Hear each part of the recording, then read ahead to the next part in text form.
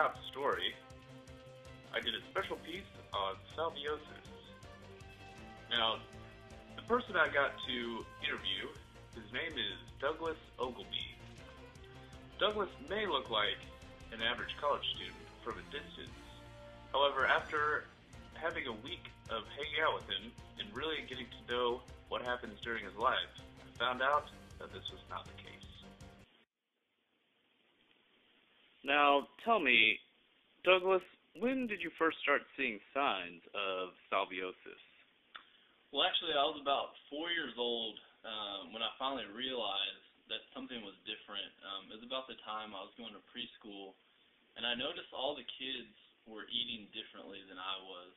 All of them were, eating their own food and not having somebody else feed it to them. And me myself with this condition, I had to have somebody else chew my food first and then feed it to me. So that's when I first noticed.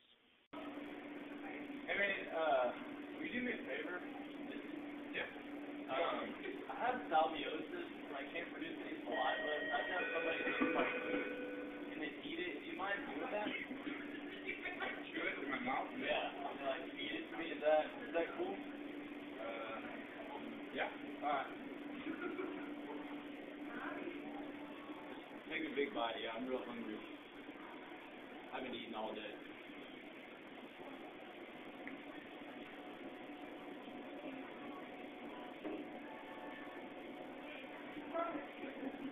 Yeah, it's pretty good.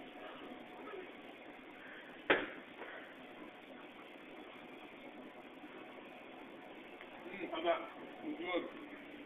So good. Yes, thanks man. Yeah. Did you ever get ridiculed in school for having such an ailment? Oh yeah, I got teased all the time.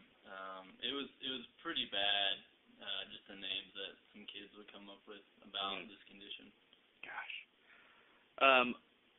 Would your mom ever say, was it difficult for her to say pack you a lunch?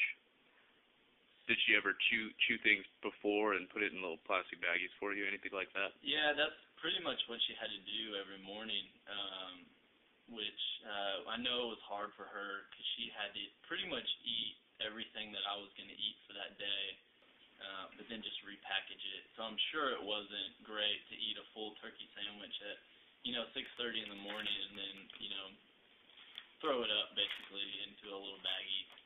So. Right.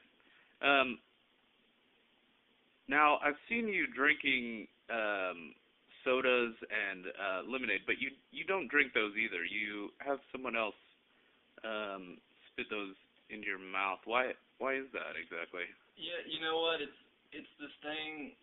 I've just never been able to do it. I can't. Something with the disease, it's not just food, it's also liquids. Seems completely unrelated to salviosis. Yeah, you would think it is, but it's not.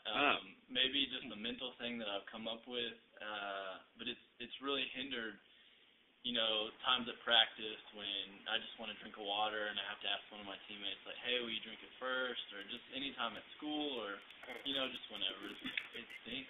Is it difficult playing sports? I know you're involved in football and chess. Are those both equally difficult to stay hydrated? Yeah, it's tough, because I got to ask sometimes my coaches or, other players. One time I even had to ask somebody from the other team, and it just gets awkward at times. And so it's been really hard trying to compete with this condition. This has been another exciting episode of the Nightly News on ABC with your host, Mitch Epstein.